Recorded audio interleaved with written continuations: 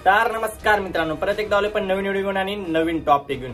मित्रांनो, पॅडी दादा हे बाहेर आल्यानंतर डायरेक्ट बिग बॉस बद्दल काहीतरी बोलले आहेत, ते आपण व्हिडिओच्या नंतरला बघू। आणि बिग बॉस बद्दल काय बोललेले आहेत मित्रांनो, बिग बॉस हे स्क्रिप्टेड। तर मित्रांनो, आपल्या चॅनलवर एक कम्युनिटी टाकलेली होती मी की बिग बॉस मधून बाहेर कोण जाणार, आणि त्याच्यात नाव होते दोघा तिघाचे आणि वर्षाताईचं पण होतं।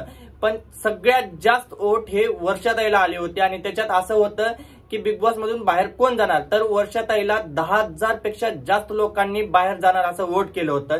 तर मला हे कळत नाही की बिग बॉस मध्ये वोटिंग असते, 10,000 लोक आपल्या जर चॅनलवर, छोट्याशा चॅनलवर वोट करतायत की वर्षाताई बाहेर जाईल, तर वर्षाताईला वोट केलं कोणी वाचवण्यासाठी, मला हेच कळत नाहीये।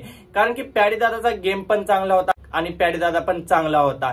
मित्रांनो, इथं माणसाची कदर काहीच नाही। आपण वोटिंग करून ना वेस्ट आहे, एकदम म्हणजे एकदम वेस्ट आहे। आपली वोटिंग काहीच कामाला येणार नाहीये, कारण की वोटिंग करून पण जर बिग बॉसच्या मनात आलं त्याला बाहेर काढायचंय, तर तो बाहेर जाणार म्हणजे जाणार।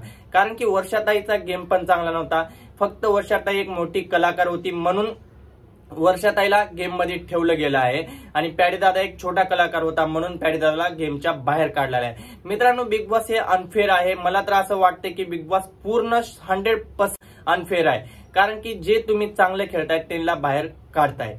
आता तुम्ही सूरजचं पण असंच करचाल की सूरजला गेम समजत नाही म्हणून सूरज हा ह्या वीक मध्ये बाहेर जाणार आहे, असं थोडी चालणार आहे यार। एक छोटा कलाकारला आम्ही बिग बॉस बघतो हे छोट्या कलाकारांसाठी, कारण की मोठे कलाकार अगोदर स्टार असतात, त्यांच्याकडे करोडोची प्रॉपर्टी असते, पण आम्हाला छोट्या कलाकारांना पुढे घालायचा आणि त्यांना वोट करून आम्हाला जिंकवायचं असते। कारण की मित्रांनो, कदर त्याच व्यक्तीला ट्रॉफीची असते जो त्या ट्रॉफीचा खरा हकदार असतो। म्हणजे जर करोडोची प्रॉपर्टी तुमच्याकडे आहे तर तुम्हाला त्या ट्रॉफीची काहीच कदर राहणार नाही, आणि जर गरीब माणूस ट्रॉफी घेऊन जातोय तर त्याला 100% त्या ट्रॉफीची कदर राहील। तर मित्रांनो, आता पॅडी दादा बाहेर गेलाय, मला तर 101% वाटायला लागले की हे बिग बॉस स्क्रिप्टेड आहे। मित्रांनो, आपल्या महाराष्ट्रात सगळं स्क्रिप्टेड आहे असंच वाटायला लागले आता, कारण की ज्या वेळेस वर्षाताई जायची होती त्यावेळेस पॅडी दादा गेलाय, कारण की यांचा कॉन्टॅक्ट वाटतं वर्षाताईचा की मला फायनल वीक पर्यंत राहायचं आहे आतमध्ये। जर पॅडी दादाचा पण असा कॉन्टॅक्ट असता तर पॅडी दादा पण राहिला असता। यार, असं थोडी असते, तुम्ही पैसे देऊन जर थांबवताय तर असं चालणार नाही ना। महाराष्ट्राच्या जनतेला तुम्ही येड्यात काढताय, सरासर आहे मित्रांनो, महाराष्ट्राच्या जनतेला येड्यात काढताय। मी जेवढे पण पॅडी दादाचे व्हिडिओ टाकलोय त्याच्यामध्ये पण मित्रांनो कम से कम 10,000 जर व्ह्यू आले तर 9,000 लोक पॅडी दादाला सपोर्ट करतायत।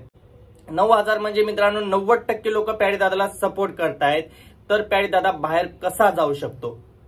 मग एक काम करा, तुम्हाला जिंकवायचंच आहे ना निक्कीला, तर एक काम करा, निक्कीच्या हातात ट्रॉफी द्या आणि शो बंद करा। काहीच गरज नाही असल्या शोची। मित्रांनो, काय गरज आहे खरंच सांगा तुम्ही, कमेंट मध्ये मला सांगा मित्रांनो की पॅडी दादा बाहेर गेला असता का, जर खरं वोटिंग प्रमाण असतं तर। चला मित्रांनो, बाय बाय।